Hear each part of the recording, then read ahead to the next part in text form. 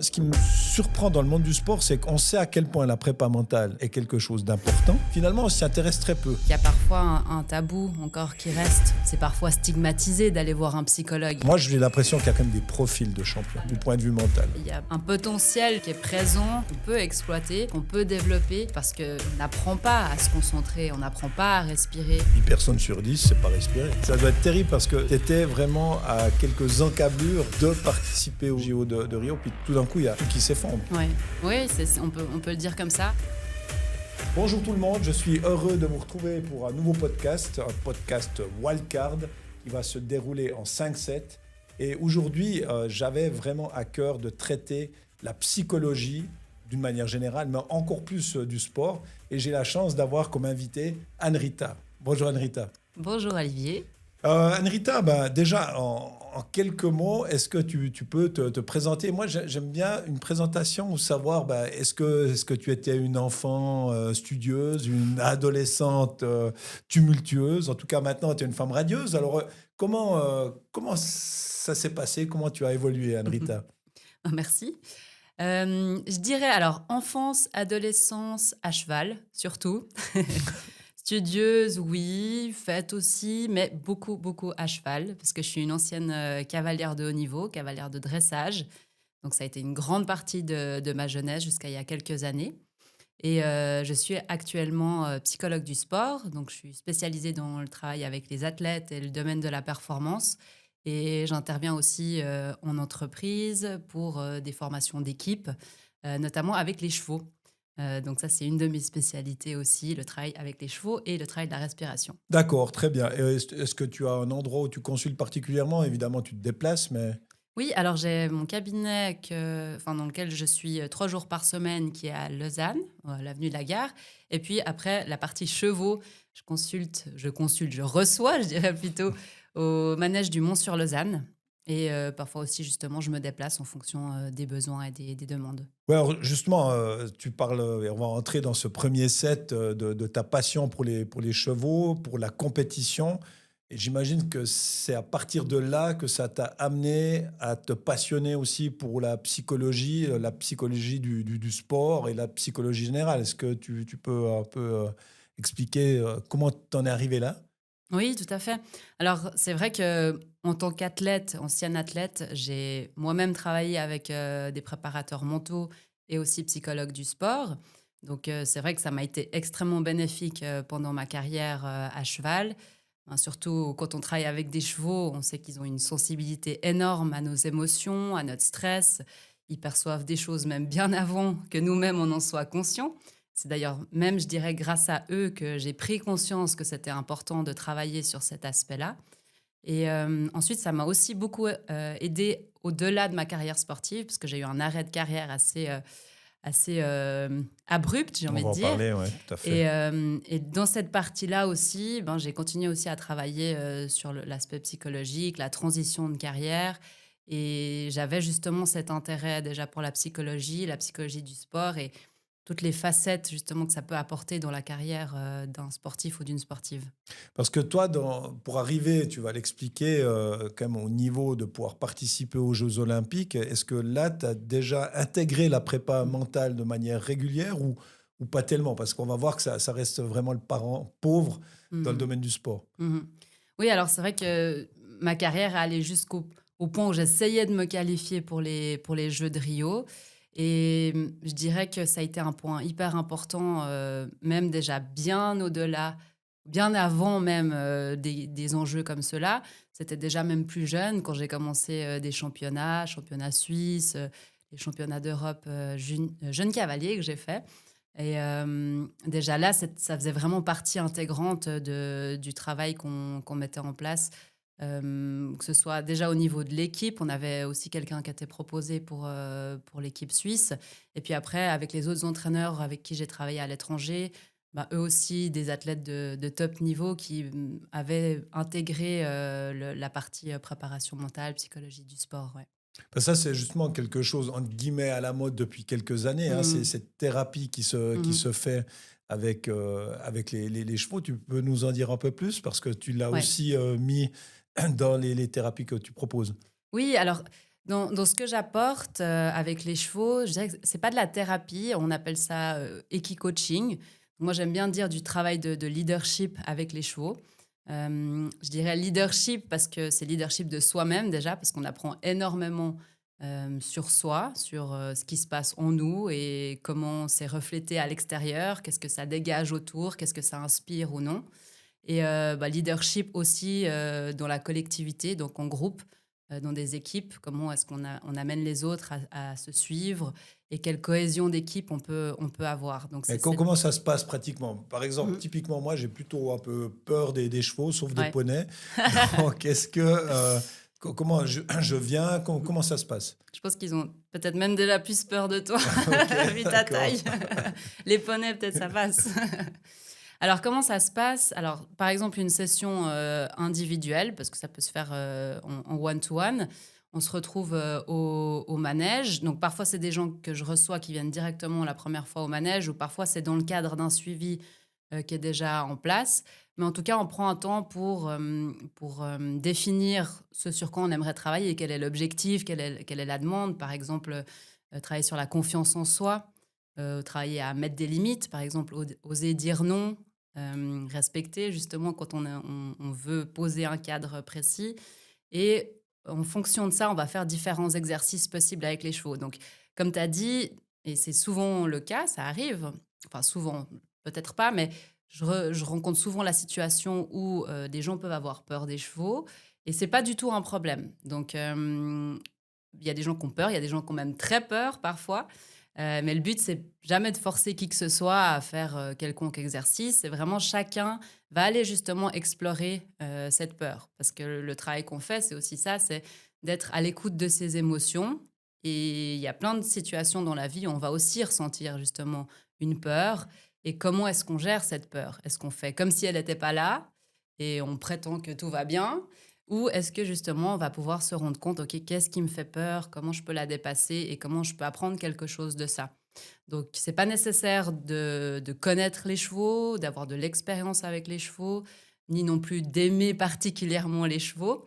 Donc, on monte jamais sur le cheval. Ok. C'est que des exercices qui sont faits à la main, à côté, à pied.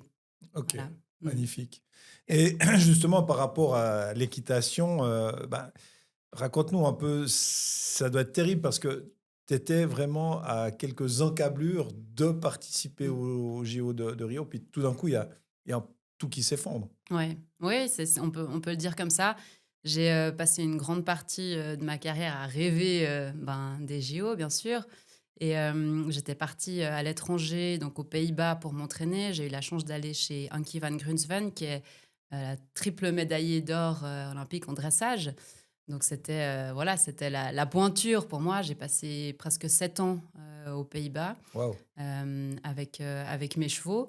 Et voilà, tout s'alignait pour pouvoir y aller. Je menais mes études en parallèle, mais j'avais terminé mes études de psycho.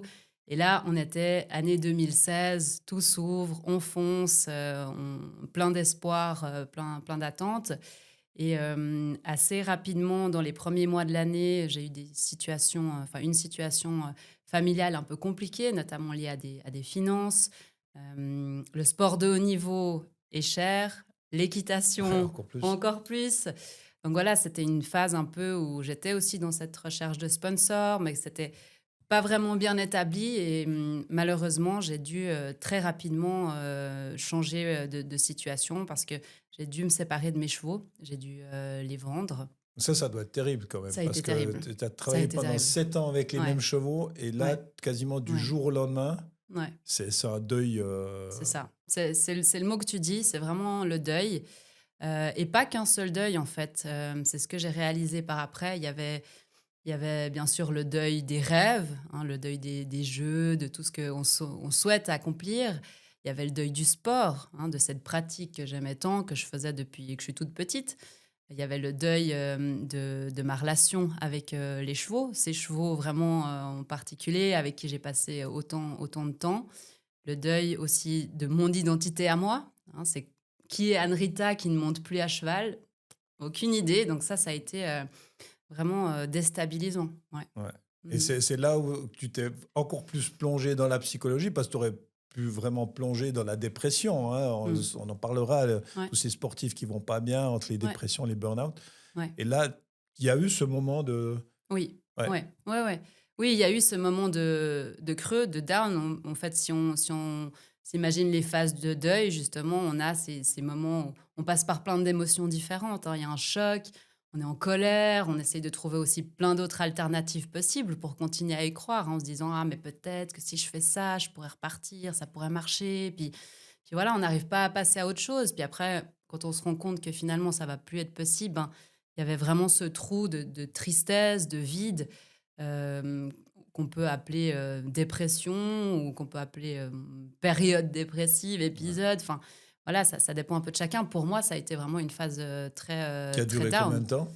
Je dirais quand même plusieurs mois, mais Mmh. en fait, ce qui était particulier, c'est que c'est pas venu tout de suite. C'est pas venu tout de suite parce que quand on arrive, en tout cas quand je suis rentrée de Suisse, il y avait beaucoup de choses à gérer, retrouver du travail, plein de choses très concrètes comme ça. Puis c'est une fois qu'on a eu le temps de se poser et puis de se dire: «OK, ben, j'ai des vacances, j'ai un week-end de libre. Qu'est-ce que je fais? Ah, ben, en Ouais, fait, qu'est-ce que je fais?»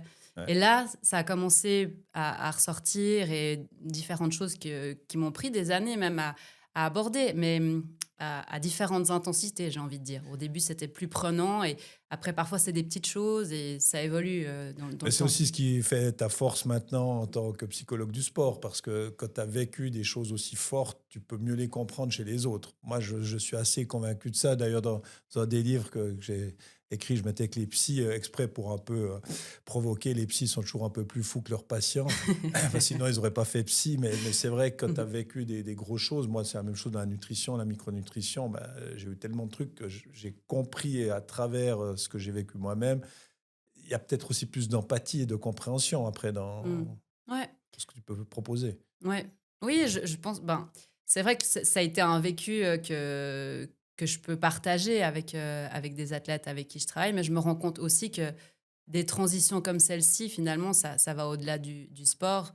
On fait tous face à des changements, parfois abrupts et des changements qui peuvent justement questionner notre identité, hein, qui Ouais. j'étais et tout d'un coup j'ai évolué, j'ai d'autres besoins, d'autres envies et puis ça nécessite aussi de passer par des questionnements comme ça assez déstabilisants donc ça peut faire aussi pas mal de parallèles dans différents domaines, ouais. Et puis bon, pour finir ce 1er set, bah, tu sais aussi, que moi j'adore les animaux, j'ai une vraie passion, moi j'ai 2 chiens, Mmh. une chatte qui est trop drôle aussi et ils apportent énormément ces animaux. Est-ce que c'est une question un peu bizarre, mais est-ce qu'on ne devrait pas peut-être un peu plus, s'en inspirer?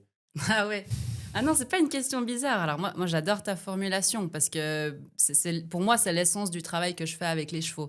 C'est s'inspirer vraiment de leurs compétences à eux. Les chevaux, c'est l'intelligence émotionnelle, l'intelligence collective. Hein, ils s'intéressent au bien du troupeau avant tout. Il n'y a pas d'ego.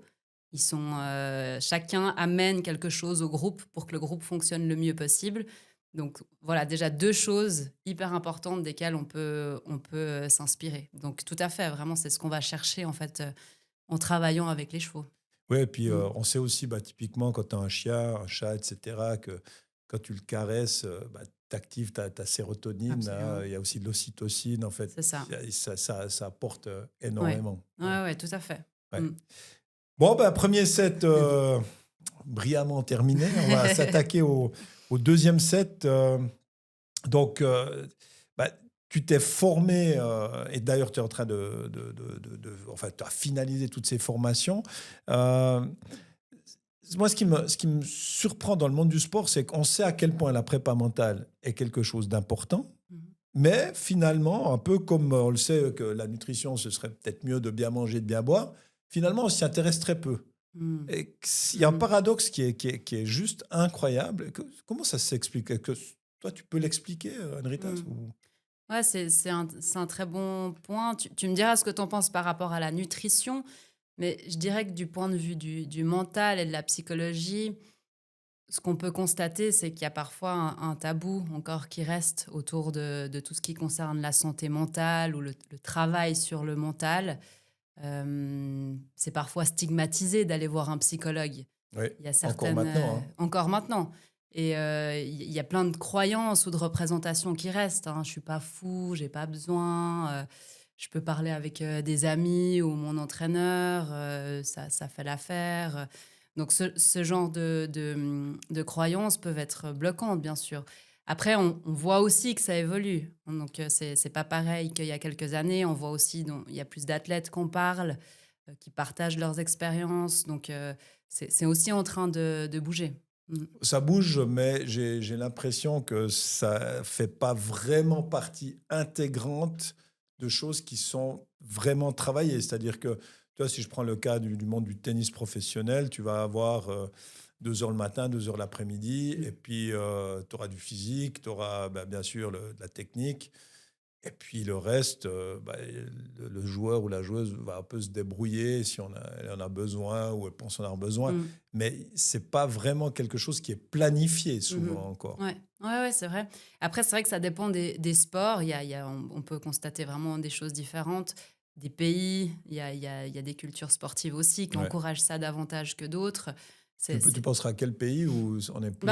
Typiquement, quand j'étais aux Pays-Bas, j'étais bluffée par l'encadrement qu'ils avaient déjà chez les tout jeunes, où il y avait quelque chose de très complet au niveau de la prise en charge, justement, de la préparation physique, de la préparation mentale, de tout ce qu'ils avaient, justement, comme partie intégrante d'une préparation pour un athlète. Et déjà chez les jeunes et dans tous les sports, quoi. Ouais, et d'ailleurs, on dit bien un esprit sain dans un corps sain. C'est Ouais. bien, ça veut tout Mmh. dire, hein. Ouais. Et pour ça, on reviendra aussi là-dessus. Pour que l'esprit soit sain, que le corps soit sain, il faut aussi bien s'alimenter. Ouais. Mais moi, je trouve que aussi, et ça, je pensais que c'était intéressant d'en parler en tant que femme psychologue du sport, la femme dans le monde du sport, de manière générale, elle hérite souvent de moins d'attention, hein, à la fois des médias, des sponsors. Euh, tu penses que ça s'explique d'une manière ou d'une autre Mmh. ou vous avez, encore dernièrement, il y avait Maura Fribourg et ça fait pas tant d'années que ça où la femme a été acceptée dans les courses. On l'oublie, hein, Ouais. encore. Ouais, ouais. Non, tout à fait. C'est vrai que c'est quelque chose qu'on constate encore. Selon certains sports, il y aura une tendance, une représentation surtout masculine, avec certaines pratiques. On va voir, par exemple, dans ce qui est dans la combativité, des sports de combat, certains sports d'endurance, par exemple, plus d'hommes. Et puis, les sports féminins, plus associés à des choses peut-être plus douces, plus artistiques. Et puis, c'est vrai que c'est encore quelque chose qu'on voit beaucoup. Hem, je pense que il y a quelque chose qui socialement se reproduit depuis déjà des années. On a ces socialisations de genre déjà très tôt, hein, à l'école, déjà ces tendances, hein, les filles vont aller vers la danse, les garçons. Donc il y a déjà ça qui est très ancré. Certains sports aussi vont favoriser, on va dire, des comportements de garçons, ou c'est ce qu'on essaye Mhm. ce qui se met ensemble souvent, hein. Ouais. Les filles, plutôt dans la douceur, les garçons plutôt dans la force. Donc il y a ça qui est très présent, puis qui a tendance à s'auto-entretenir. Et puis, historiquement aussi, le sport, ça a été fait, ça a été amené par des hommes pour des hommes, Ouais. à la toute Ouais. base, vraiment. Et voilà, ça a évolué, mais initialement, il y a un peu Mais cette finalement, culture-là. assez peu. Moi, quand j'ai fait mon diplôme d'entraîneur d'élite suisse olympique, c'était 90% des entraîneurs Mmh. hommes, Ouais. clairement. Et dans le monde du tennis féminin, là, je collabore avec une agence Edge, les entraîneurs sont quasiment que des hommes, alors Mmh. que les 3 quarts des joueurs-joueuses sont des joueuses. Ouais. Donc, il y a un paradoxe quand même, hein. Ouais, tout à fait. Après, je me demande aussi, à nouveau, en termes de sport, enfin, de type de sport, de pays, quelles sont aussi les différences qu'il y a. Est-ce que certains sports, c'est vraiment aussi assez propre où les entraîneurs sont plutôt masculins? Certains sports, voilà, où il y a Dans le quand même dressage, c'était quand même plutôt des des... hommes. Non, non, non, pas Non, pas particulièrement, particulièrement. justement pas. Et ça, c'est aussi assez intéressant parce que si on pense à l'équitation, il y a beaucoup de filles qui montent à cheval, en tout cas quand moi j'ai commencé, et puis ce qu'on voit souvent, c'est les filles qui sont Plus dans très le dressage, passionné. typiquement, peut-être. Mais même vraiment, je pense vraiment au tout début, au Ouais, manège, comme ouais, ça, il y a oui. une majorité de filles. Puis si on regarde dans le sport professionnel, Mais dans euh, le saut, il y a plus d'hommes, il et y a puis dans le plus d'hommes, dressage, ouais. il y a plus Dans le, de... fa- dans le dressage, il y a plus de femmes, ouais. Ouais, Ouais, il y a donc c'est plus de aussi femmes. Ouais, intéressant ouais. parce que Mm. finalement, ça paraîtrait être quelque chose de peut-être plus fin, plus subtil, le Mm. dressage, et puis quelque chose de plus physique qui Mm. serait le saut. Mhm. Je dis peut-être Ouais, n'importe quoi, ouais, hein. ouais. Mais ouais, non, c'est vraiment intéressant. Je pense que ça dépend vraiment des pratiques, ouais. Mais moi, je pense qu'on a fait, dans la prépa physique aussi, il y a une espèce de copier-coller à peu près dans tous les sports. Comme tu l'as dit très Mm. justement, le sport vient souvent des hommes, puis on fait du copier-coller chez la femme, qui déjà au Mm. niveau hormonal ne fonctionne pas de la même Mhm. manière. Donc, c'est quand même hallucinant qu'en 2024, on en soit quand même Mm. toujours là. Ouais, ouais, ouais. C'est... Merci de mentionner ça Ouais, mais alors, parce que comment faire bouger les choses c'est à nouveau, j'ai envie de dire, c'est en cours, on se rend compte de. Là, typiquement, la semaine passée, il y avait, j'ai pas pu y participer, mais il y avait le symposium du réseau qui fait régulièrement justement des événements. Puis là, la thématique, c'était femmes et sport, où justement, il y avait différentes présentations sur les analyses, les évaluations spécifiques aux femmes, la commotion spécifique aux femmes, l'impact du cycle Oui, hormonal. Et puis, voilà, on commence à davantage mettre l'accent là-dessus. J'ai aussi des collègues qui ont travaillé sur ces thématiques-là pour justement mettre en évidence et aussi de par la recherche, hein, bien de sûr. voir qu'est-ce qu'on peut constater et à quel point c'est nécessaire de faire cette distinction, qu'on n'est pas dans du copier-coller. Donc Vraiment, ça bouge, mais ça bouge lentement, on peut dire. ouais. On n'est pas, Mhm. il y a à Ouais. peu près Mhm. tout à faire, je Ouais. dirais, à l'heure Ouais, actuelle, ouais, quoi. ouais, Moi, ouais. j'avais une anecdote là-dessus. Un entraîneur de l'athlétisme assez connu qui m'avait dit de s'occuper au niveau nutrition d'une de ses athlètes. Et puis, moi, la question, elle vient assez vite par rapport à est-ce qu'il y a des problèmes de règles, parce que Mm. c'est quelque chose qui arrive assez régulièrement. Et puis, il m'avait appelé outré que je lui pose ce genre de questions. Ouais, Il y a ouais, rien de tabou et c'est important de savoir comment ça se passe, quoi. ouais, Donc, c'est assez fou que ça reste ouais. finalement des choses très tabous. Oui, puis je dirais même au-delà des entraîneurs. Je pense que le fait d'oser parler de ces thématiques, c'est fondamental, même chez les médecins, par exemple. Et ben, toi, dans la nutrition, c'est des aspects qui sont fondamentaux. Si une athlète n'a plus ses règles, ben voilà, Les problèmes d'aménorrhée, tout ce que ça peut c'est hyper amener, etc., important en bien termes entendu. d'information et ne pas oser aborder ces sujets, on peut passer à côté de quelque chose. Après, justement, on essaye aussi, et c'est une piste justement pour que ça évolue, c'est comment peut-être se sentir plus à l'aise de le faire et Ouais. comment aborder certaines questions pour aussi, en tant que professionnel, homme, face à une femme, pouvoir voilà, avoir les mots justes et se sentir plus confortable, mais en tout cas pas faire comme s'il y avait rien ou comme si s'il y avait pas de différence, quoi. Mais c'est vrai que quand j'ai fait cette formation d'entraîneur d'élite suisse olympique, ça fait déjà un petit moment, effectivement, il n'y a jamais eu de thématique comme ça Mm. qui avait pas d'intervenant ou d'intervenante. Et je trouve effectivement, c'est dommage, c'est Mhm. regrettable. Ouais, On ne peut ouais. pas traiter tout le monde la même chose. Bien sûr, ouais. Ouais, une fois de plus. Bon, on va s'attaquer au troisième set, un set lié à l'idée qu'on est plus fort ensemble Mhm. et que croiser nos différentes compétences, moi, c'est toujours quelque chose qui m'a parlé. C'est pas facile à faire, hein. J'ai essayé je dirais, plusieurs reprises de collaborer avec à la fois les médecins du sport, les préparations mentales, kiné, etc. C'est pas toujours évident parce que finalement, chacun fait son truc. Ça part souvent sur de belles intentions et puis souvent, c'est un peu une montagne qui accouche d'une souris. Mais nous, on a réussi à le faire Mhm. avec le projet Noam Yaron et le nageur de l'impossible, un peu, qui rend tout possible. Et comment a débuté un peu cette collaboration avec Noam, Le projet Noam, le j'adore. projet Noam? Ouais. Alors Noam, je l'ai rencontré avant son projet de l'Odyssée du Léman, donc qui était le tout premier. Il faut savoir qu'on est tous les 2 morgiens. Donc moi, j'ai grandi à Morges et un peu par hasard, j'avais découvert ce qu'il faisait à l'époque, enfin, quand il était à Morges, enfin, en étant à Morges, mais quand il avait animé la cérémonie des JOJ de Lausanne. Et puis je me suis dit: «Ah bah tiens, c'est un Morgien». Puis, j'avais vu comme ça, puis je lui avais parlé, je pense que c'était sur LinkedIn à l'époque, pour, voilà, simplement, connecter. Et je trouvais très inspirant ce qu'il faisait. Il dégageait, déjà cette énergie qu'on lui connaît bien. Puis rapidement, on s'est dit: «Ben, voilà, on échange», je pense, avec, cette envie de profiter de cette énergie entrepreneur et tout. Moi, ça me parlait. Je me suis dit: «Ah, bah, il y aurait un chouette échange à avoir». Puis on était allés boire un café. Et puis pas longtemps après, il se lançait dans le projet de l'Odyssée du Léman.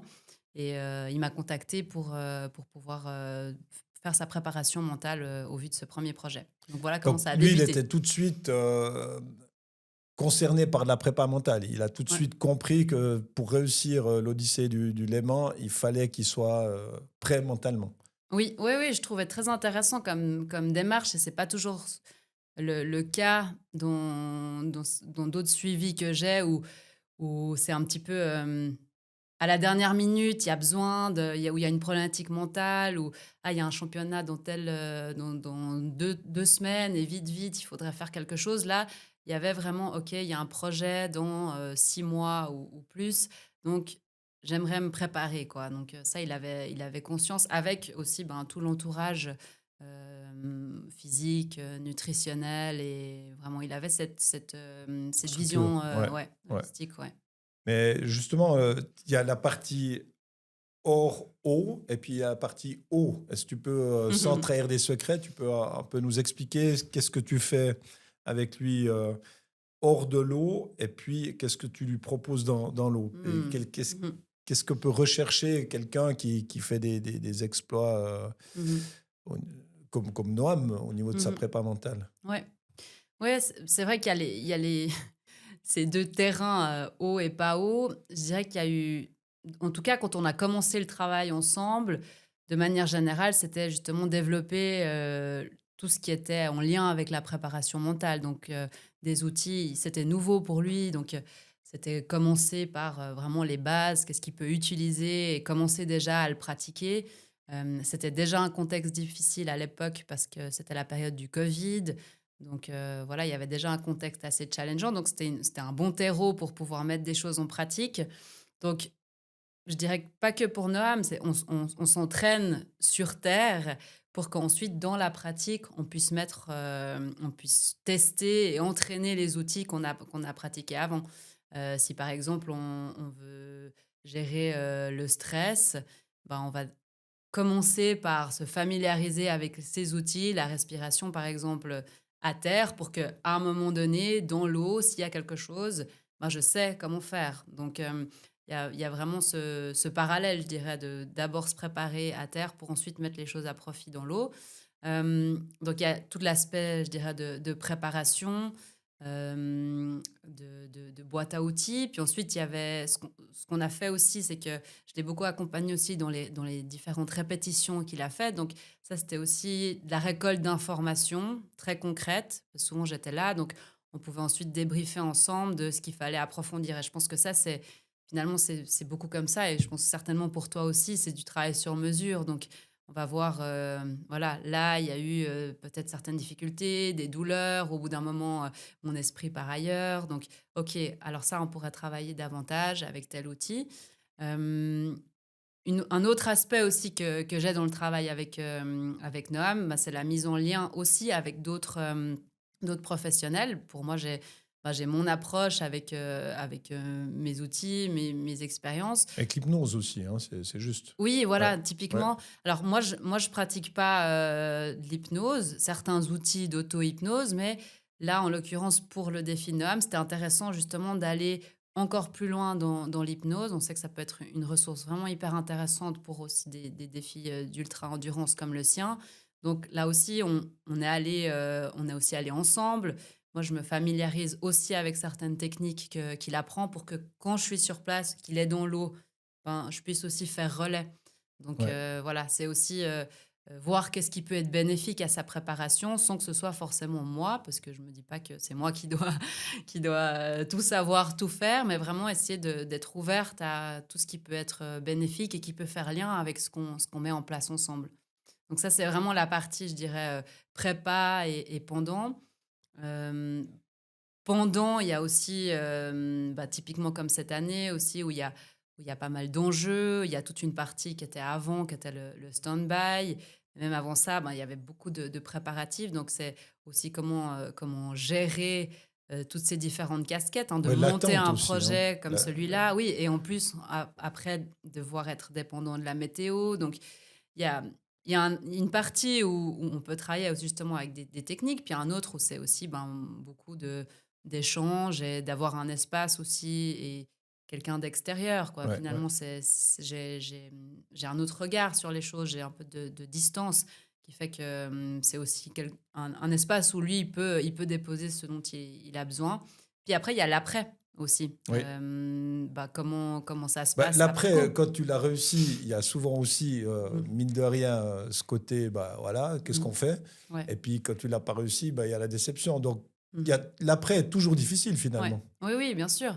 Bon, on l'a vu là aussi avec les jeux qui viennent de se passer, hein. Oui, Il y a tout ce blues de ouais, l'après, une redescente émotionnellement, c'est assez particulier. Donc là c'était des bons exemples. Après, chacun des défis, c'est qu'est-ce qui se passe quand ça a occupé tellement de temps. Donc aussi pouvoir conscientiser que c'est terminé, que c'est passé. Parfois même faire je dirais un rituel, mais dans le sens quelque chose qui nous aide à dire: «OK, ben, ça maintenant c'est fait, c'est concret, c'est passé et je passe à peut-être à mais autre chose». est-ce que tu penses que c'est bien d'avoir ce blues qui peut durer pas trop longtemps, évidemment, ou est-ce qu'il faudrait tout de suite trouver autre chose, hein, parce que là, moi, je reviens sur la dopamine, hein, Ouais. j'ai besoin d'avoir tout de suite la dopamine qui me permette de passer à autre chose, ou est-ce que c'est normal d'aller un peu chercher Mmh. ces moments on dirait, les Brésiliens diraient la saudade, hein, Mmh. c'est un peu de mélancolie, mine de rien, par Ouais. rapport à tout ce qui s'est passé, Mmh. puis après, remonter, ou est-ce que Mmh. il faudrait tout de suite rester, ou ça dépend de chaque Ouais. individu? Déjà, ce que je peux de toute façon dire, c'est que ça dépend bien sûr de chaque individu et je dirais pas que c'est bien ou pas bien. Ça va dépendre de chacun aussi de son expérience, comme tu as dit, déception, réussite, mais surtout de la préparation qui a été faite. Parce que préparer aussi un événement comme ça, c'est aussi de se dire qu'il y aura un après. Donc, c'est qu'est-ce qu'on investit aussi autre que ça. Mmh. Et c'est aussi un travail important qu'on cherche à faire avec les athlètes parce que le sport prend tellement de place, mais en même temps, on a aussi d'autres facettes de vie qui sont importants et qui sont importantes. Donc, on essaie aussi de cultiver ça et de voir que, OK, quand le sport peut-être prend un moment de pause ou de récup, qu'est-ce que je peux aussi investir qui me ressource, mais qui n'est pas forcément que ou uniquement le sport. Après, c'est vrai que ça peut arriver, comme on l'a vu, ouais, des athlètes qui ont des downs après.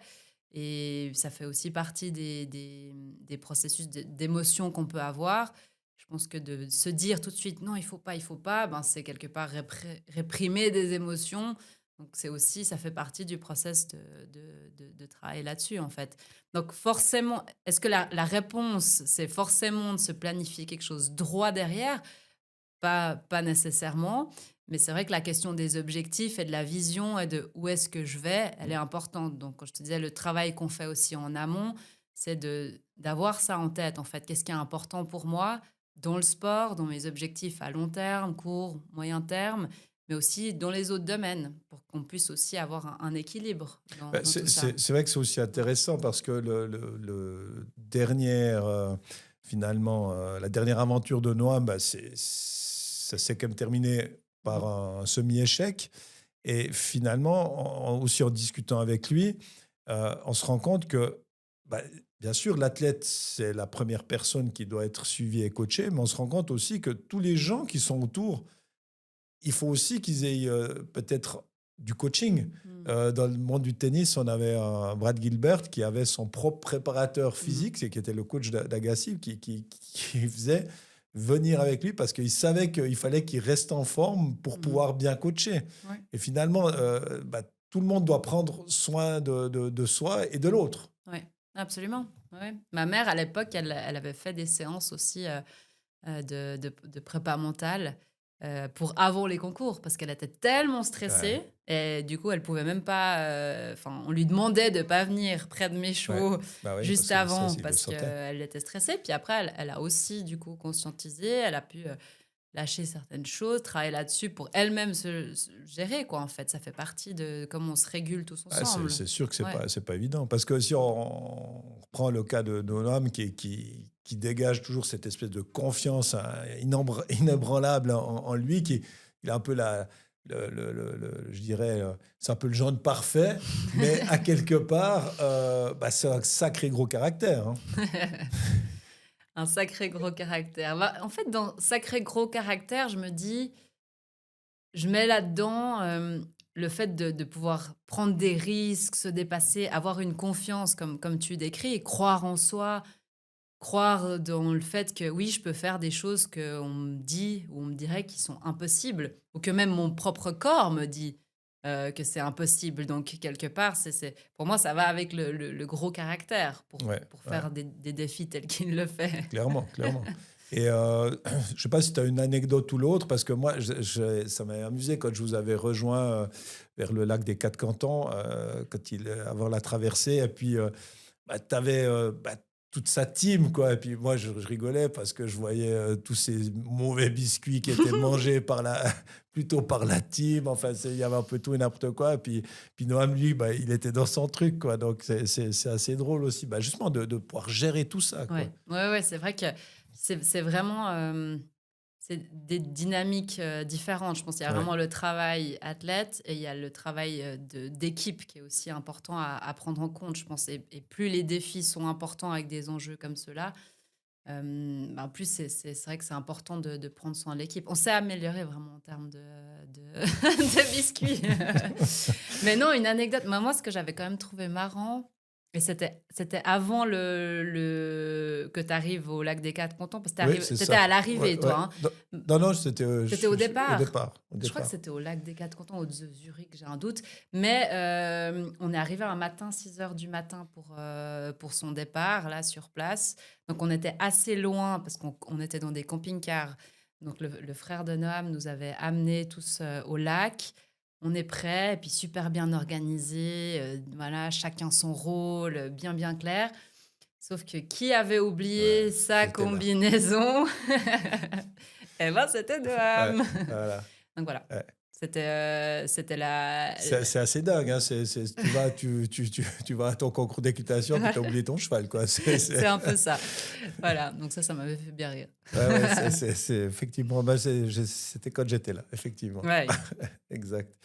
Mais alors ça m'intéresse d'avoir ton avis là-dessus. Parce que moi, je reste quand même assez convaincu, mais je demande... je vais changer complètement d'avis, que en fait, il y a quand même des profils de champions. Et il y a des gens, à travers certains profils, ils auront un bon niveau, mais ils n'arriveront pas au sommet. Et si je prends le cas de Rodg, moi, j'ai quand même eu la chance de partager 3 ans de la vie de junior de Rodg entre 15 et 18 ans, quand j'étais à la Fédé de tennis, en tant aussi que coach physique. Et bon, c'était souvent un sketch. Rodg, il finissait souvent pas les entraînements parce que voilà, il faisait un peu du grand n'importe quoi. Et puis est arrivé le moment où tout d'un coup, il s'est rendu compte qu'il fallait travailler absolument le mental. Et là, il y a eu ce switch et puis il est devenu ce qu'il est devenu. Mais sinon, ça aurait pu être juste un énorme talent qui n'aurait jamais fait cette carrière-là. Et c'est le mental qui a fait la différence. Mais il aurait pu le faire dans un sens comme dans l'autre. Alors lui, il a un potentiel exceptionnel. Il n'y en a pas beaucoup, des gens qui ont des potentiels comme ça. Mais il a quand même dû passer par cette case pour arriver là. Mais pour revenir à ma première question, moi, j'ai l'impression qu'il y a quand même des profils de champions. Tu dirais du point de vue mental? Oui, du point de vue, ou du point de vue général. Mental, du point de vue mental. Ouais, c'est... c'est une excellente question. J'aurais pas de réponse absolue, je peux Non, dire. non.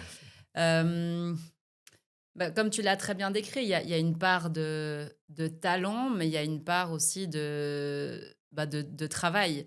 On sait aussi justement que le travail bat le talent quand le talent ne Ouais, travaille pas.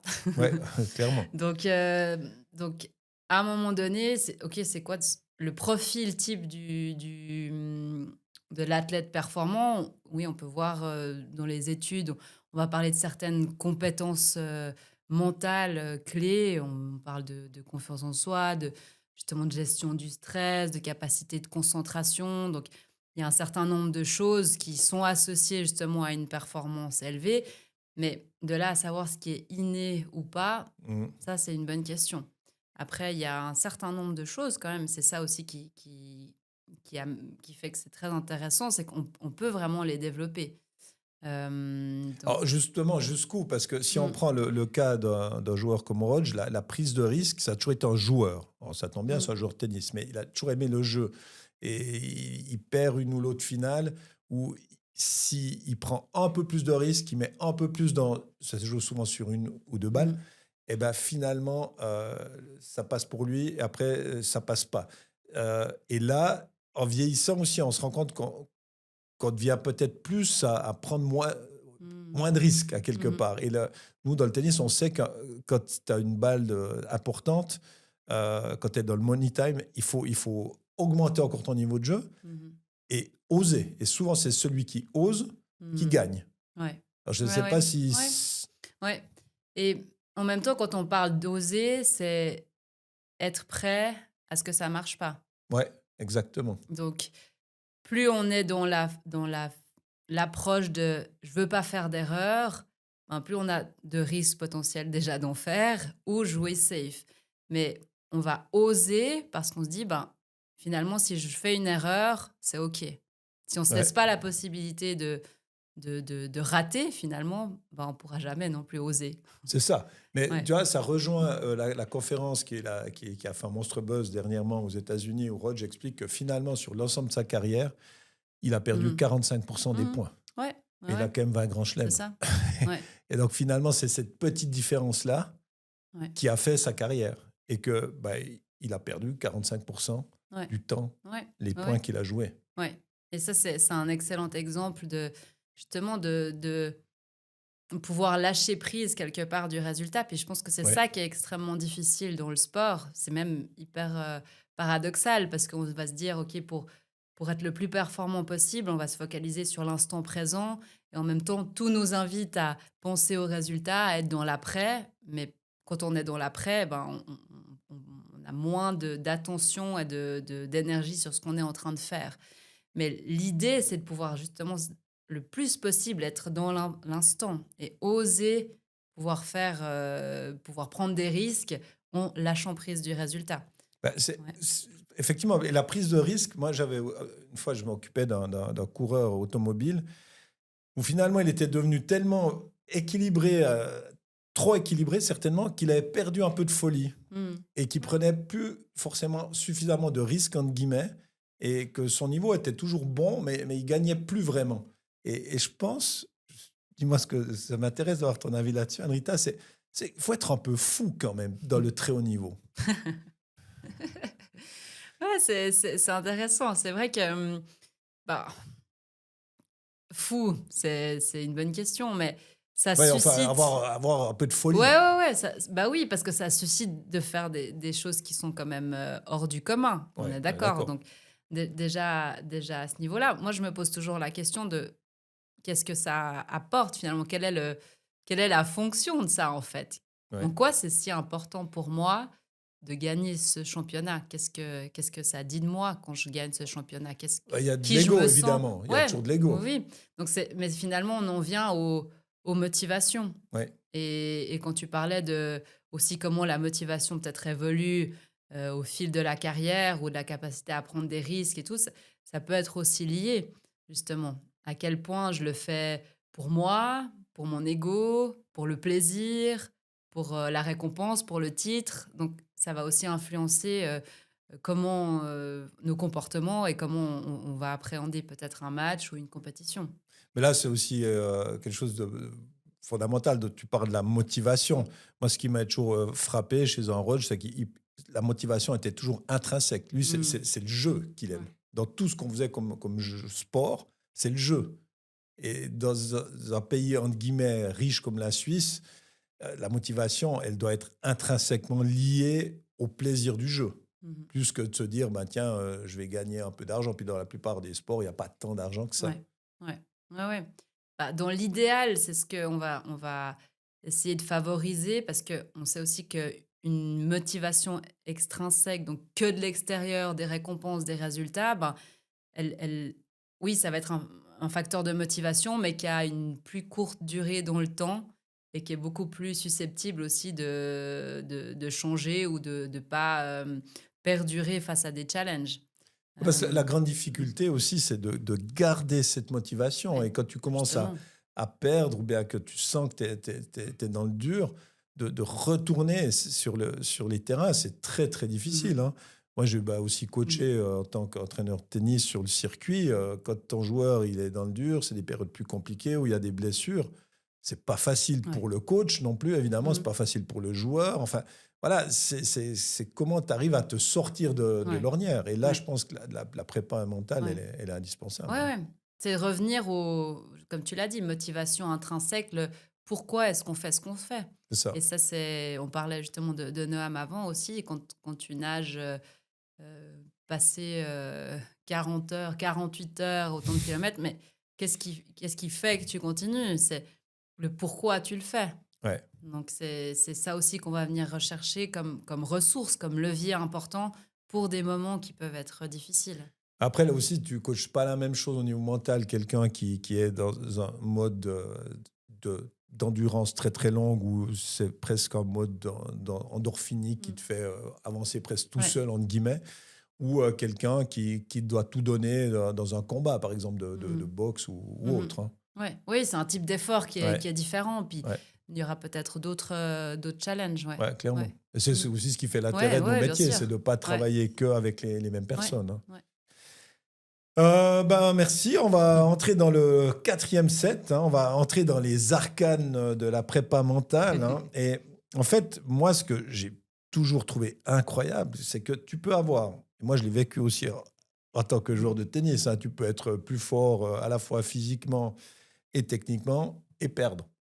Parce que l'autre, il entre, comme on dit, dans ta tête et Mm. puis il te fait déjouer, puis tu n'y arrives plus.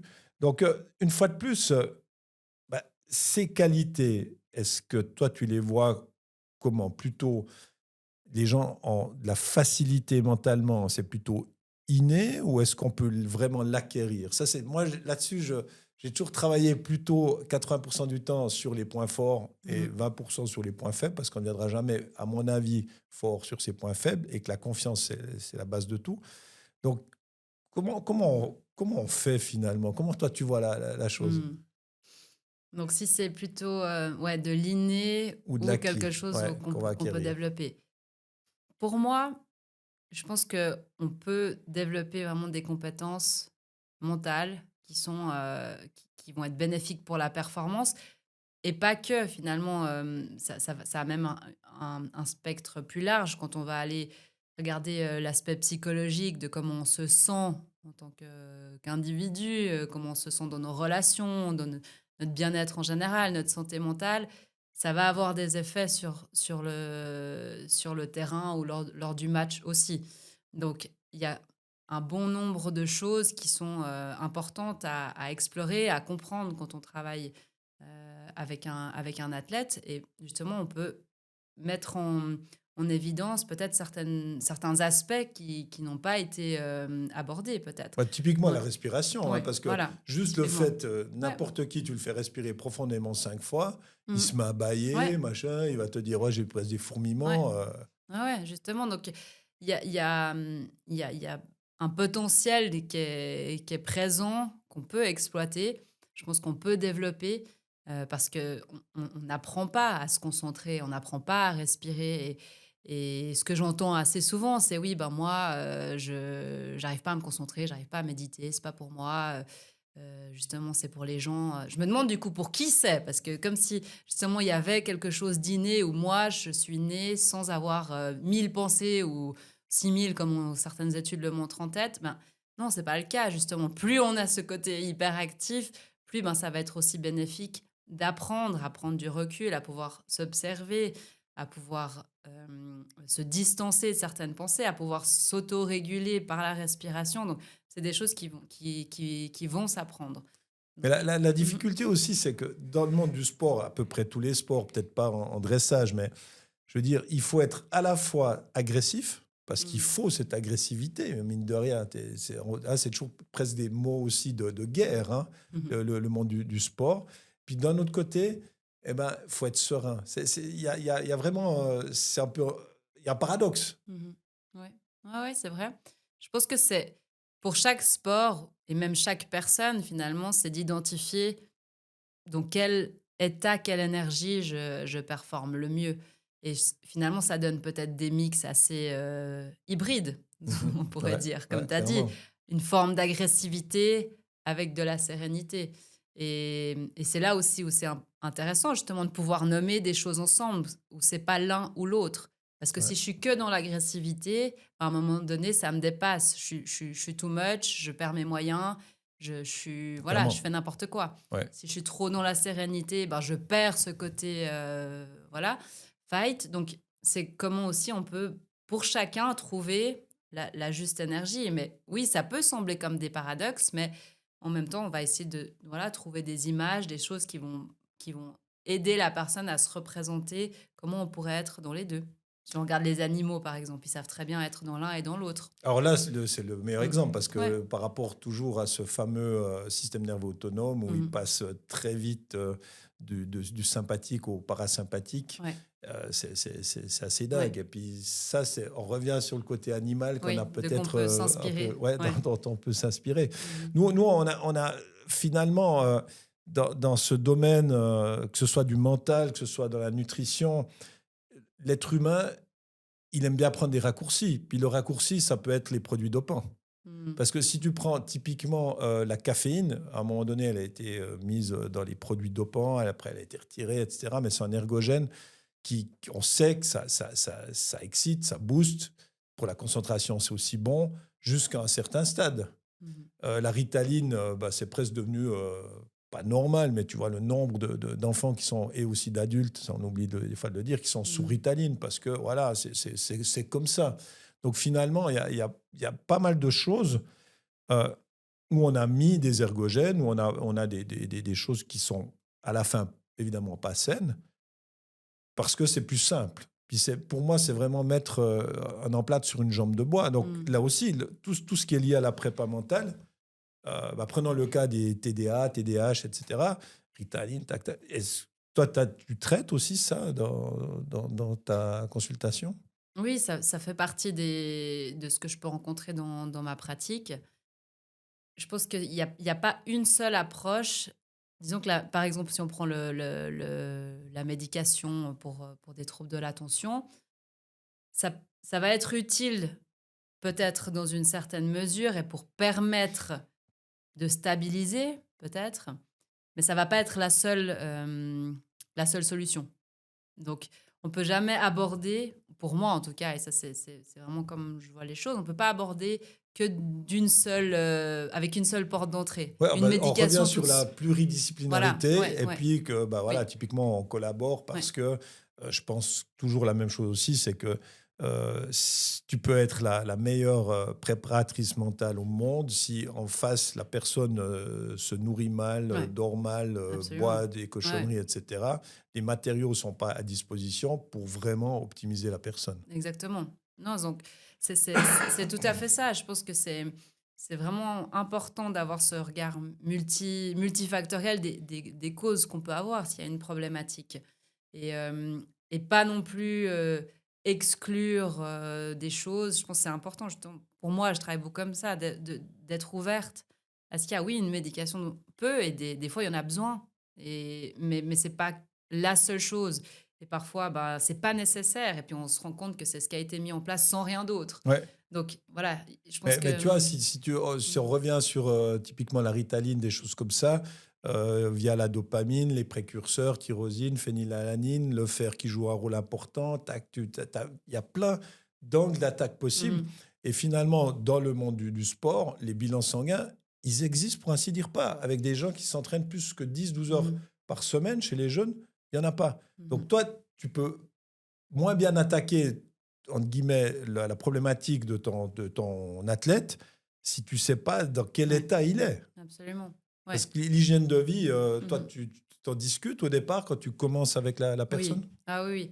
Ben, comme tu disais, c'est vraiment le travail en équipe. Pour moi, c'est une vue d'ensemble sur comment elle sommeille, comment sont les habitudes alimentaires, comment la personne se sent dans son corps, est-ce qu'il y a des blessures. Et régulièrement, je suis en contact avec, justement, ben, comme nous on fait, comme avec d'autres professionnels, pour vraiment faire le lien, Ouais. parce que ça peut pas être séparé.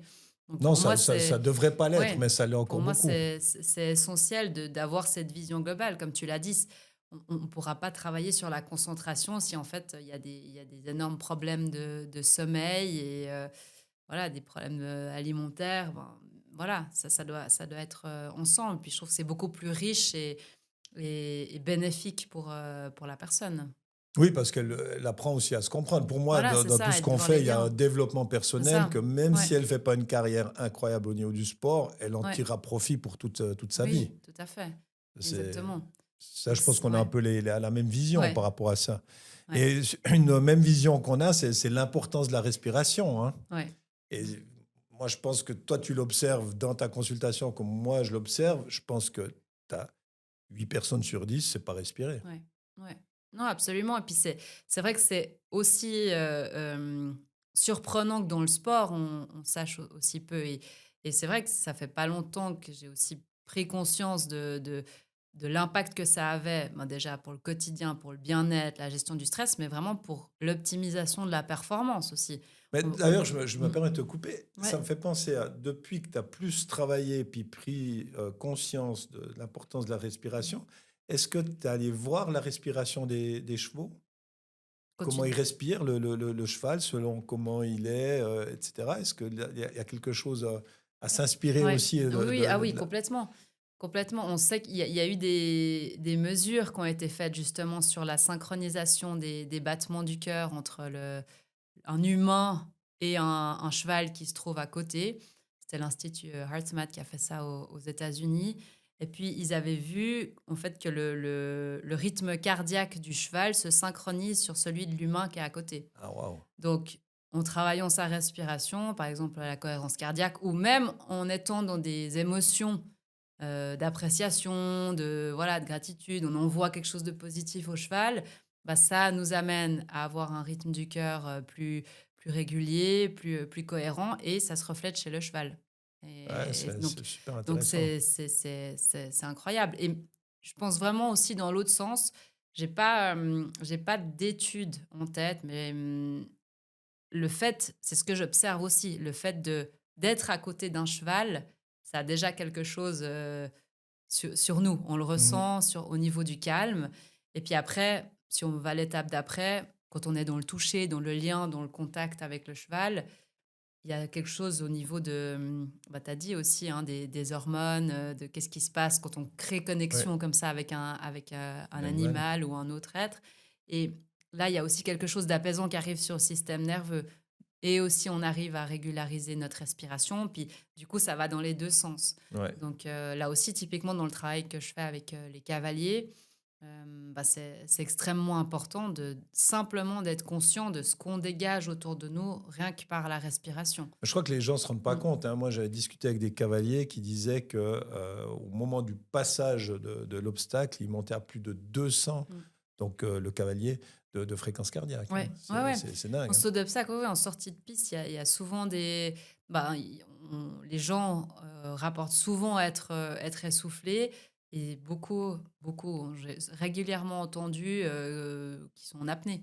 Ouais, Ouais. ouais, c'est ça. Donc, Ouais, c'est assez fou. ouais, ouais, ouais. Et après, sur la respiration, Mm, moi, j'ai une cousine qui est euh, à la fois sexologue et physiothérapeute, et elle me disait qu'elle, dans sa consultation, elle voit 80% des femmes avec une respiration paradoxale. C'est assez fou, hein? Mmh. Donc, quand elles Ah ouais. inspirent, elles rentrent le ventre. Ah ouais. Alors, on revient toujours Ouais. sur cette notion, voilà, le ventre plat. Mmh. Et les gens, en fait, sont bloqués. Le Mmh. diaphragme ne fonctionne Ouais. plus, sans compter le fait de dormir la bouche ouverte, Ouais. etc.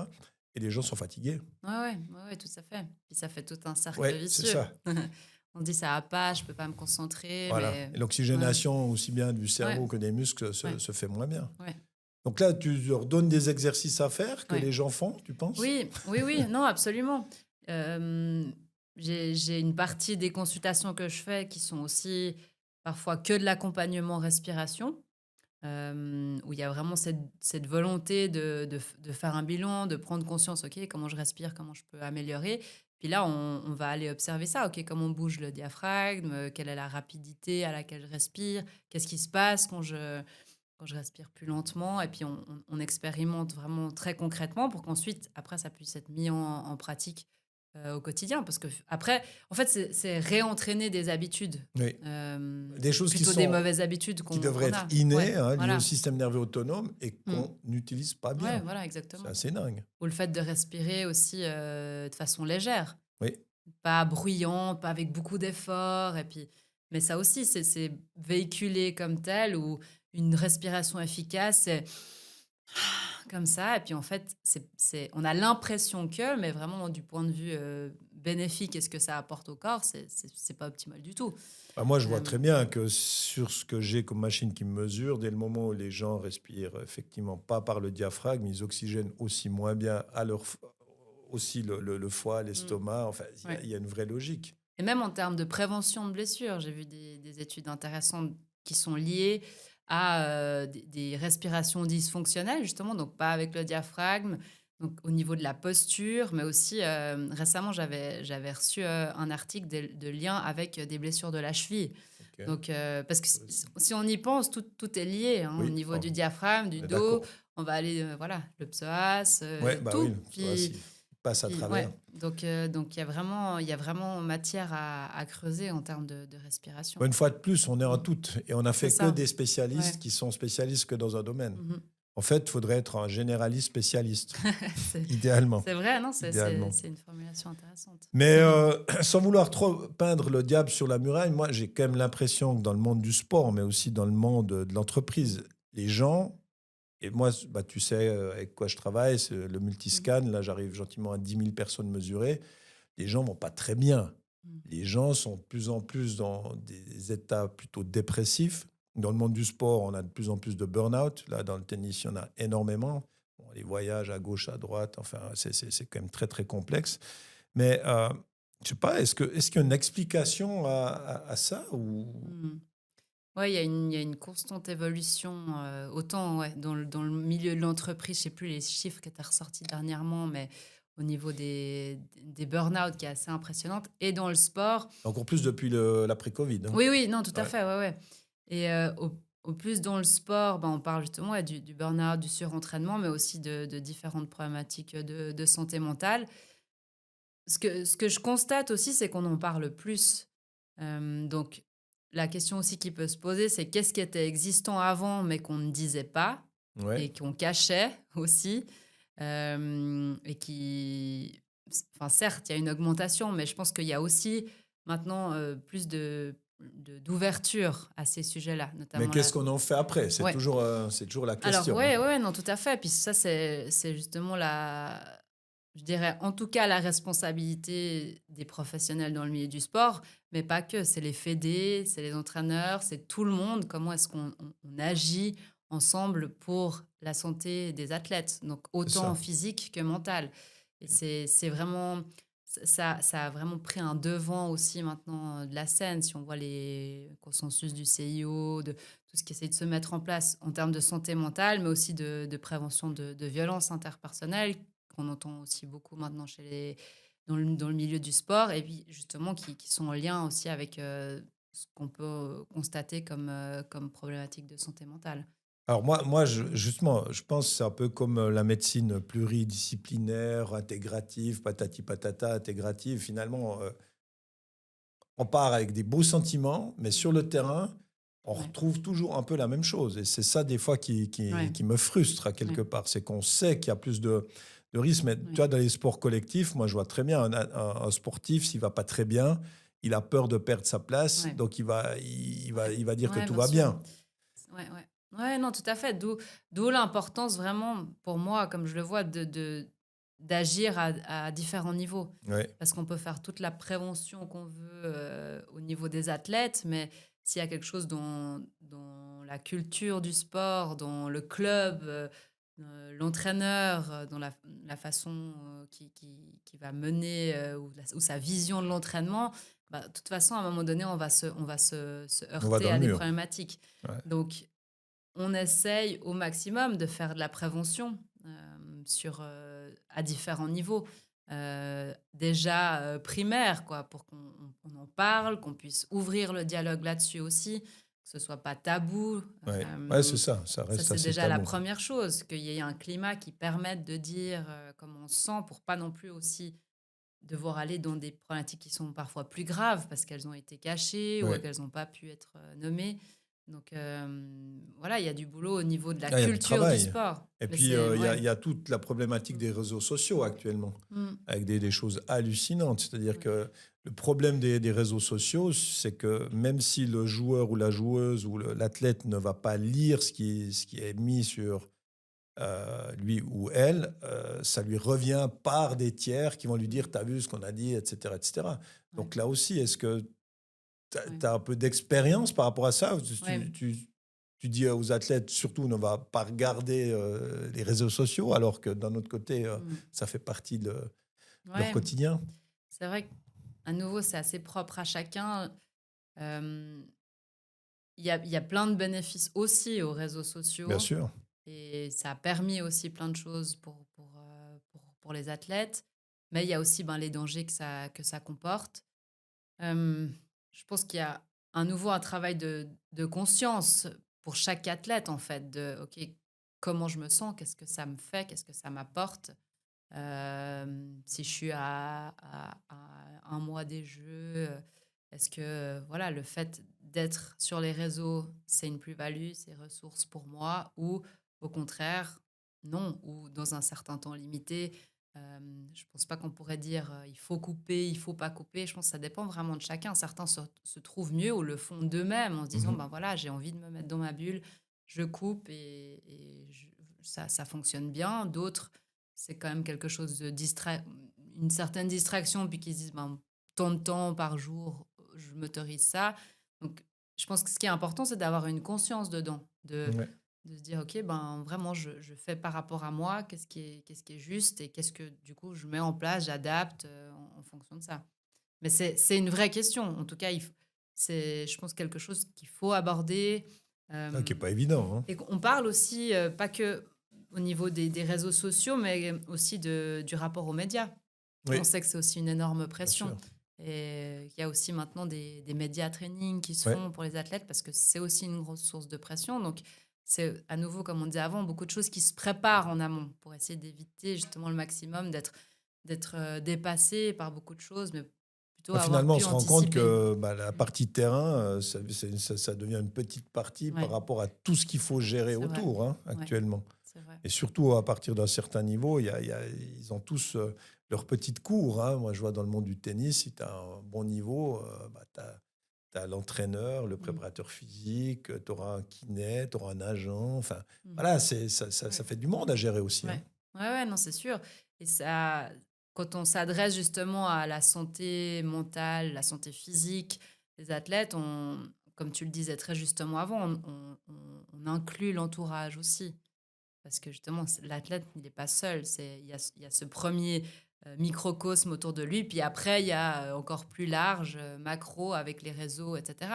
Mais c'est important, je pense, Ouais, d'être c'est sûr. vigilant sur chacun de ces niveaux et pas juste l'athlète tout seul. Non, c'est Mm. clair. Ben, on va attaquer le dernier set, le cinquième set. Hein. C'est match en 5-7, c'est pas toujours si simple. Hein. Faut physiquement être prêt, mentalement aussi évidemment. Euh, Au niveau des solutions concrètes, moi, bien sûr, je suis allé regarder aussi ton site, ce que tu proposes. D'ailleurs, je trouve que c'est très bien présenté et je te félicite parce que des fois, c'est un peu plus évasif selon quel type de site sur lequel on tombe. Euh, Il y a plusieurs choses sur lesquelles je voulais revenir, dont tu parles. La confiance en soi, c'est la base de tout, non? Je- Mhm. Si tu es confiante, tu peux déplacer les montagnes. Mhm. Mhm. Ouais. Comment ça se travaille? Comment ça se travaille? Moi, c'est un bon point de est-ce que c'est la base de tout? En tout cas, on dit que la croyance qu'on a la capacité de réaliser ce qu'on veut réaliser, qu'on a les compétences pour, c'est un facteur de, comment on dit, de réalisation de ces projets. Ça contribue fortement. Comment on y travaille? Je pense que ça dépend de la, pas de la problématique, mais ce qui peut amener peut-être un manque de confiance dans certaines circonstances. Mais tu ne penses Est-ce- pas qu'au départ, c'est déjà l'éducation de base? C'est-à-dire que quand tu as des parents qui te disent non, tu vas pas y arriver, non, Mm, sinon ça tombe pas, patati patata. ouais. Et est-ce qu'en Suisse, on a. Mon oncle, Jean-Pierre Heger, qui est quand même quelqu'un de très très connu dans le monde de l'entraînement, disait toujours en Suisse, à un moment donné, quand tu as la tête qui dépasse, on va chercher un peu à te la couper, dans le sens, faut rester dans le truc, faut pas déranger, faut rester très modeste, etc. Finalement, la confiance en soi, c'est plutôt américain, hein, quelque part, si on voulait. Ouais, je vois ce que tu veux dire avec ouais, la représentation Ouais, comme c'est ça ça. Ouais, de ouais. poussez-vous. Ouais, exactement, j'arrive. Et souvent, Ouais, d'ailleurs, dans les grandes compétitions ouais. aussi à ski, les Américains que tu voyais pas sur toute la saison au JO, pouf, tout d'un coup, ils te font une médaille Mhm, d'or, quoi. mhm. Ouais. Donc, la question, c'est est-ce que ça vient de. Enfin, c'est lié à Est-ce que c'est aussi l'éducation, au l'éducation, voilà. contexte?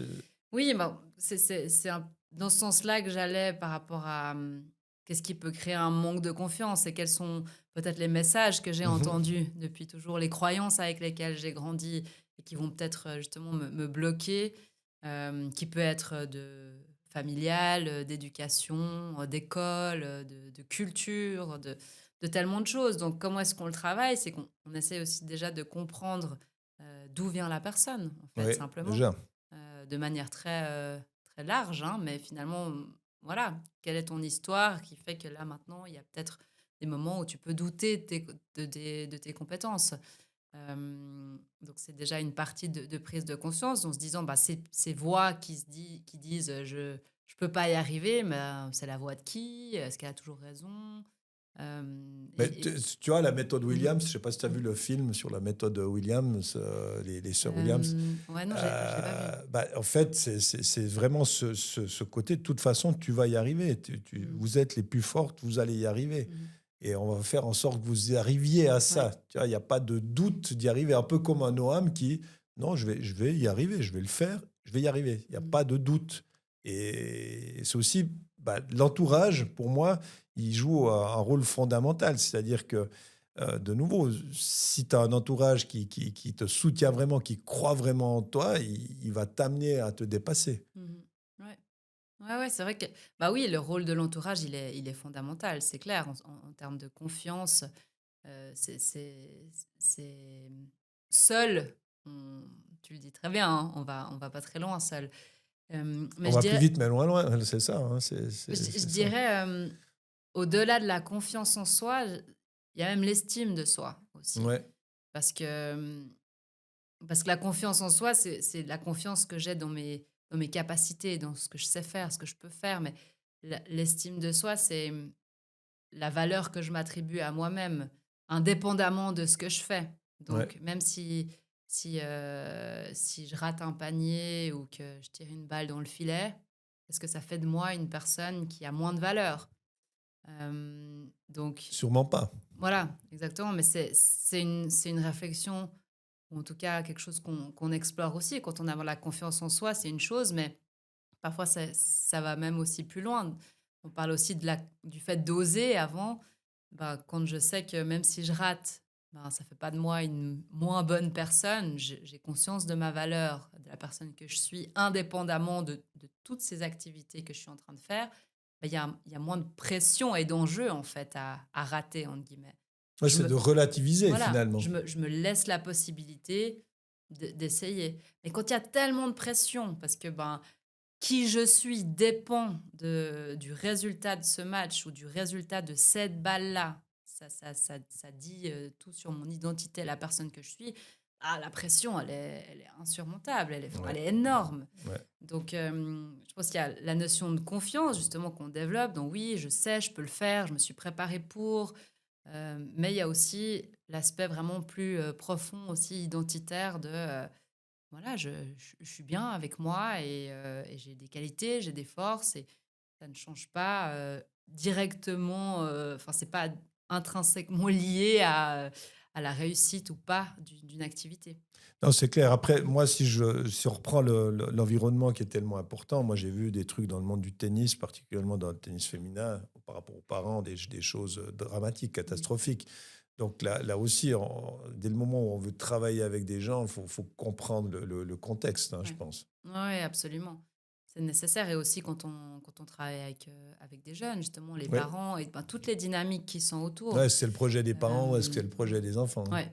Oui, oui, et puis, ben, c'est ça, quand on parle de l'environnement, finalement, il y a pas 1000 possibilités. Est-ce que c'est un environnement qui favorise le bien-être, la performance ou est-ce que c'est un environnement qui est plutôt, pas bon pour l'athlète? Puis C'est ça. dès qu'on a certains signaux, certains éléments, ben, on va aussi aller investiguer ça. Maintenant, on sait que c'est important, qu'on doit le faire. Avant, on fermait peut-être un peu plus les yeux là-dessus. Puis, de nouveau, ça faisait plus partie de la culture du sport. Oui, c'est comme Ouais. ça, il faut souffrir. Ouais, ouais, no pain, no Voilà. gain, toujours, hein. Et là, maintenant, bah non, en fait, c'est pas OK, c'est pas normal. Et voilà, on prend ça, enfin, c'est nécessaire d'aborder ça, quoi.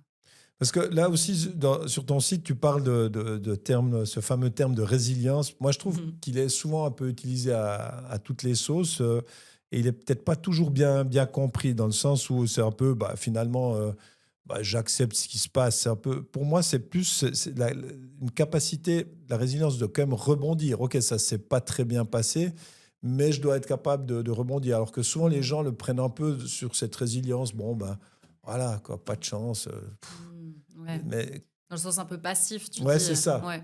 Alors que c'est surtout comment je rebondis par rapport à des situations de vie. Ouais.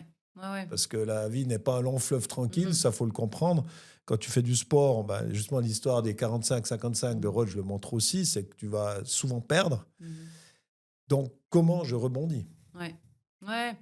Bah, pour moi, ça me fait penser tu sais, au terme de growth, mindset, où tu peux avoir un mindset, fixe où, justement, il y a peu de place pour, l'évolution. C'est inné, j'ai ou j'ai pas, je suis pas bon, un échec, ben, c'est un échec, ça va pas. Et puis, de l'autre côté, on a le growth mindset où, justement, j'apprends de mes erreurs, ça me permet d'évoluer, de travailler. Et pour moi, ça va dans ce sens-là quand on parle Ouais. de la résilience. C'est OK, chacune des épreuves qu'on peut rencontrer, ben, à quel point est-ce que ça a été apprenant ou qu'est-ce que ça a appris? Qu'est-ce que ça a dit de moi?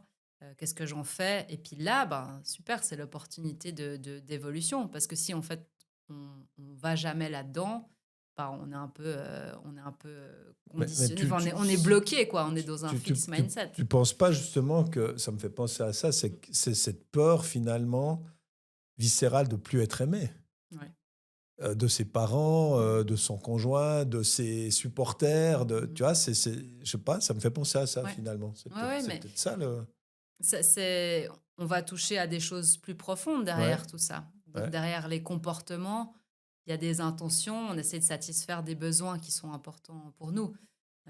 Donc à nouveau, quand on parlait aussi de la fonction du sport, la motivation, mais en quoi c'est important de gagner ce titre? Ben, ça Mhm. répond peut-être à mon besoin d'être reconnu Ouais. pour qui je suis ou comme tu dis, d'être aimé, d'être vu, donc Mais si on revient sur ouais. l'animal, tu vois, l'animal, il a un amour inconditionnel, il triche pas Mmh. l'animal. Ouais. Euh, Je veux dire que tu sois blessé, que tu sois pauvre, riche, l'animal, il t'aimera toujours. Est-ce que l'être humain, justement, finalement, il ne se crée pas cette image de se dire bah, j'ai besoin d'être aimé parce que je réussis, parce que je brille, parce que j'ai de l'argent, parce que j'ai un titre, etc. Est-ce que des fois, c'est des choses que tu discutes avec les gens? Ça me vient à l'esprit comme Oui, ça. oui, oui, absolument, parce que ça fait lien avec ce qu'on disait sur Ouais, l'estime de soi. ouais, Tu vois, c'est qu'est-ce qu'il y a d'autre dans mon essence, en fait. Et en fait, le travail avec les chevaux, c'est ça. C'est que les chevaux, ils viennent nous rencontrer dans notre essence, donc qui on est. Comme tu as dit, ils s'en foutent de combien on gagne ou qui on est. Eux, ils viennent là et ils se connectent avec ce qu'ils ressentent, c'est ce ça. qu'ils reçoivent sur le moment. Donc, on a cette essence, on est né avec ça, la personne qu'on est. Puis après, il se passe plein de choses dans notre vie. Il y a des expériences plus ou moins bonnes qui créent certaines peurs, justement. La peur d'être rejeté, la peur de ne pas être à la hauteur, de ne pas être aimé. Voilà, la liste est longue. Donc, qu'est-ce qu'on fait pour faire face à ces peurs? On met en place des masques. On met en place, OK, moi, je me montre comme ça. Comme ça, là, je risque pas. Si on pense que je suis fort, je risque pas d'être blessé. Donc, on crée quelque chose comme ça, mais ça a une intention de protection à la Ouais, base. ouais, Parce que c'est peut-être des blessures, des choses qu'on a eues dans notre vie, et du coup, on essaye de faire au mieux possible pour pas que ça arrive à nouveau. Mais le travail qu'on fait, notamment, c'est de pouvoir identifier ça. OK, là je me montre comme ça, et on va pas dire c'est bien ou c'est pas bien, mais ça a une fonction. ouais. Mais parfois, ça me dessert. Donc, OK, ça Ouais, on vient de joue quoi? des rôles, Voilà, finalement. c'est ça, Ouais, quelque ouais. part. Mais vraiment de manière, ouais, je le dis vraiment sans jugement. C'est vraiment quelque chose qui s'est mis en place pour essayer de nous aider au mieux, en fait. Ouais. Donc, on va essayer d'identifier ça, mieux se connaître, et puis retourner à, OK, qui je suis, moi, de nouveau? Qu'est-ce que j'ai envie de montrer? Qu'est-ce que j'ai envie de partager au monde? Qu'est-ce qui est important pour moi? Mes forces, mes valeurs, mes qualités. Et oui, donc ça fait partie du travail qu'on fait On aussi. développe, ouais. Ouais. Mais est-ce que dans les écoles, on ne devrait pas, alors c'est pas toujours aux écoles, Mm. mais aussi dans les familles, expliquer ce que c'est vraiment le mindset? Parce que l'état d'esprit, c'est un peu vaste comme ça, si on ne le comprend pas, c'est un peu comme la résilience. Finalement, l'état d'esprit, il détermine tout. Mhm. Parce que plutôt que de voir tout le temps le verre à moitié vide, tu pourrais, même quand il est vraiment très très vide, il y a toujours un petit fond à quelque part. Et ça te permettra toujours de rebondir, de prendre les problèmes ou certains soucis sous un autre angle et de pouvoir peut-être prendre de la distance par rapport à certaines choses et puis d'avoir une autre forme d'état d'esprit. Et ça, moi j'aime bien Joe Dispenza, j'ai lu un peu tous ses bouquins et je suis un peu ses podcasts et l'état d'esprit t'amène à des bonnes énergies. Mhm. Mais par contre, c'est un vrai travail. Et dans la prépa physique, ce que j'ai l'impression souvent, c'est qu'ils pensent qu'Anne-Rita, c'est une magicienne. Elle va venir, Mhm. c'est, tu vois, Joséphine Ange Gardien, je claque 2 fois des doigts et puis Ouais. je vais faire le, Ouais. le job pour toi. C'est Ouais. pas ça. Ouais. Non, en effet, c'est pas ça. Ça va bien, mais malheureusement, non, c'est pas ça. Euh, oui, il y a cette notion d'état d'esprit. Je vois bien Joe Dispenza, c'est manifester déjà comme si les choses étaient Oui, arrivées. oui, Hein, oui, c'est ça. Ouais, oui, ouais. mais je pense qu'il y a aussi un aspect corporel, physiologique aussi, parce que l'état d'esprit, pour moi, il y a aussi une notion très mentale, en fait. Quand on dit l'état d'esprit, c'est les pensées que je mets en place, que j'ai envie d'alimenter.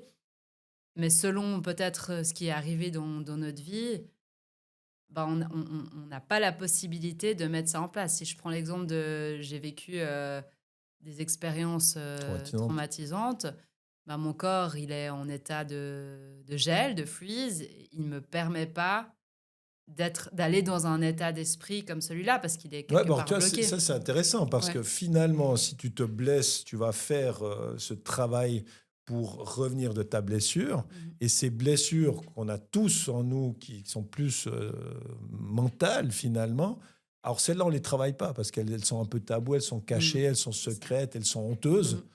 Et Ouais. c'est là où ça joue pas. Ouais. Non, c'est un très bon parallèle. Pour moi, c'est un peu ouais, comme si on veut se renforcer physiquement et puis on Mhm. se dit qu'en 2 fois, en allant à la salle, ça sera bon. Mais On sait que c'est pas le ça, cas. ça va être efficace. Il faut avoir envie de le faire. Il faut avoir envie de se dire, bah, comme on a envie d'aller porter, soulever des poids et dans une certaine mesure être un peu dans l'inconfort, parce que bah, c'est comme ça qu'on va aussi pouvoir progresser. Ben, l'aspect de travail mental, psy, va aussi nous mettre dans de l'inconfort, parce que Ouais. ça va être déconstruire certaines choses, parfois prendre conscience de certaines choses. Et ça fait partie du développement. Donc, les différentes blessures, expériences de vie qu'on a, elles sont apprenantes dans ce sens-là, mais il faut avoir aussi l'envie et peut-être aussi que ce soit le bon moment pour y Ouais, aller, ouais. parce que c'est pas toujours Et le les cas. personnes autour de soi, moi, ça m'a frappé dans ces différentes formations que j'ai pu faire. On dit que sur le terrain, un entraîneur, 80% du temps, il devrait être positif, Mhm. être dans l'encouragement. Et si tu vas autour des terrains, que ce soit, bah, moi je suis à côté où j'habite, il y a des terrains de foot, de tennis, etc., il y a peu d'encouragement. Mhm. Et quand il y a des matchs, les gamins, ils se font engueuler, l'arbitre, on n'en parle même pas, etc. Donc, on n'est pas dans une vision d'encouragement, on est tout le temps dans une... ouais, c'est toujours négatif. Là. Fais pas ci, fais pas ça. Ouais, Et c'est dingue parce qu'on sait que c'est exactement le contraire qu'il faut faire. ouais, ouais, absolument. Alors, est-ce que c'est tellement plus facile d'être négatif que positif? Ouais. Bah, c'est aussi qu'est-ce qu'on a appris nous, et puis que on reproduit, voilà, aussi Ouais, un peu de c'est pas mal. manière. Tu sais, moi, Ouais, je faisais ouais, passer voilà, des ouais, examens à des entraîneurs. Les entraîneurs, toujours, c'est pas mal. ouais, Double ouais, ouais, négation. Tu peux pas ouais, lui dire que ouais. c'est bien, ah, j'ai de la peine. Ah non, c'est Waouh! clair, c'est clair. Ouais, ouais, non, mais c'est vrai que à nouveau, c'est aussi une volonté, une ouverture de faire évoluer sa pratique, hein, quelque Ouais. part. Là, on va proposer aussi, l'association dont je fais partie, NDU, qui est dans la prévention maltraitance pour, la maltraitance pour dans le sport des jeunes. On va aussi proposer un atelier de communication, non violente pour les entraîneurs, justement pour apprendre à donner des feedbacks de manière, efficace, juste, mais dans le respect de chacun, en fait. Mhm. Ça peut être, ultra constructif, sans être, violent, agressif. Là aussi, on travaille quand même sur aussi des représentations qu'on a. C'est pas parce qu'on est enfin, il y a pas besoin d'être violent pour que ça ait de l'effet. C'est pas forcément ça va pas forcément de pair ensemble, en fait, et c'est pas parce qu'on fait passer un message, justement de manière peut-être plus calme, plus posée, avec une voilà, certaine formulation, que le message, n'est pas, aussi bien reçu ou au contraire, quoi. Donc Clairement. c'est des Bah, je choses. pense que tu l'as aussi vu avec les chevaux aussi. Si Oui, tu voilà, bien sûr. maltraites ton cheval, Ah, c'est ce sera ça, fini. Tu c'est vas ça. perdre sa confiance Ouais, ouais, et ouais, c'est ouais. terminé. À long terme, c'est de toute manière, bénéfique pour personne. C'est ça. Donc c'est des choses qu'on peut développer parce que oui, ça a un réel impact sur la perf, mais aussi sur le bien-être psychologique, quoi. Oui, parce qu'on ne se rend pas toujours Ah ouais. compte de l'impact qu'ont les entraîneurs sur tout le développement Ah oui, bien sûr. de l'enfant. Non, non, tout à fait. Ouais, Donc, les paroles qui sont utilisées, elles sont importantes. ouais. Non, non, absolument. Ouais. Mmh. Et on arrive gentiment au bout. Et aussi une notion, bah, justement, qui me paraît importante, c'est la gestion des émotions. Et Mmh. le sport, bah, c'est ce qu'on recherche aussi, c'est de Ouais. l'émotion. Et en fait, bah, souvent, le sportif doit un peu cacher ses émotions, alors qu'on adore quand il lâche ses émotions. On dit, ouais, ça devient tous des robots. Donc, d'un côté, quand ils ont des émotions, il est soit fragile, soit il exagère dans ses émotions. Et puis sinon, ça devient des robots. De toute façon, on n'est jamais content, ça c'est une chose est sûre. Mais finalement, cette gestion des émotions, c'est aussi quelque chose de fondamental. Un homme a le droit de pleurer. Encore maintenant, il sera plutôt faible. Mmh. Je sais pas, la gestion des émotions, c'est quelque chose que tu traites beaucoup. Mmh. Ouais, je reviens à la notion que j'avais mentionnée au début avec les chevaux, c'est l'intelligence émotionnelle, qui est déjà de pouvoir identifier, reconnaître chez soi les émotions qu'on est en train de vivre et du coup aussi chez l'autre. Hem, En sport individuel ou en sport d'équipe, mais aussi finalement dans toutes les interactions qu'on a, c'est comment est-ce qu'on peut développer ça? Mhm. Parce que c'est pas non plus dans certains pays, c'est des choses qu'on apprend à l'école. Ouais. Justement à dire comment je le sens dans mon corps, c'est de la joie, de la tristesse, de la colère et puis là, on peut en faire quelque chose de cette émotion. Mais tant qu'elle est pas vue, pas identifiée, mise de côté, c'est comme une énergie qui reste à l'intérieur, puis qui bouillonne, puis qui ne demande que d'exploser à un moment donné. C'est ça. Euh, Et qui détruit le système nerveux autonome. voilà, oui, puis on parlait des blessures et tout ça, donc c'est nécessaire vraiment de travailler là-dessus. Donc, si on prend de nouveau l'exemple des chevaux, eux, c'est ce qu'ils font très bien. Ils ont une émotion, mais c'est une information. Et ils la processent, et ensuite, voilà, ils repassent à, comme tu disais, retour au système parasympathique, on remange de l'herbe, on est tranquille, et puis c'est bon. Donc, on peut passer quelque chose d'une émotion à une autre. Et je pense que là aussi, il y a beaucoup de représentations qu'on peut venir challenger, comme tu as dit. On ne veut pas montrer ses émotions, ou un homme ne les montre pas, ou il y a certaines émotions qu'il ne peut pas montrer. Ben non, là, on a quand même passé cette époque. On va essayer que ce soit un peu révolu de réfléchir comme ça, parce que ça a une fonction. Ça parle d'un besoin plus profond, et que ça nous donne accès à ça. On va essayer de pouvoir adresser qu'est-ce qui se passe, parce que ça s'est montré par une certaine émotion. Donc oui, on y travaille, parce que on en a besoin pour la performance. On sait ce que ça fait si on les garde en nous. Mais il y a des croyances aussi à lâcher sur ce qu'on dit au niveau des émotions. Mais c'est des alliés plutôt que des choses à cacher ou à mettre de côté. En tout cas, je pense que c'est tellement vaste. Et puis, effectivement, entre quel type de sport, masculin, féminin, quelle catégorie d'âge, l'entourage, les spectateurs ou les supporters, c'est très complexe. C'est très complexe. Mais pour moi, c'est déjà peut-être mieux apprendre à se connaître, finalement. Ce serait peut-être la base de tout, mieux se connaître. Ouais. Se laisser la possibilité d'apprendre à se connaître, en fait. De pouvoir faire un petit pas de côté en se disant, voilà, où est-ce que je suis maintenant, qui je suis, c'est ça, qui suis-je vraiment, comment je me sens, en fait. Juste rien que se poser la question de quoi j'ai besoin, c'est déjà refaire un focus sur soi. Si on reprend l'exemple des animaux, moi, ce qui m'amuse toujours aussi avec les chiens, tu vois, c'est que ils sont toujours dans l'instant présent, finalement, parce que tu pars 10 minutes, tu reviens, il te fait la fête comme si tu étais parti 4 heures. Ouais, c'est clair. Donc, ils sont tout le temps vraiment dans l'instant présent. Et nous, est-ce qu'on est beaucoup dans l'instant présent? Ça, je ne sais pas. Ouais, merci notre cerveau surdéveloppé qui notre préfrontal. C'est clair, c'est ça. Ça a des avantages, mais pas que. Non, pas que, effectivement. Et je finirai par une petite citation de Voltaire qui, je pense, nous convient assez bien. Le doute est un état mental désagréable, mais la certitude est ridicule. Qu'est-ce que tu en penses? Ah ouais, j'aime bien l'aspect questionner les certitudes.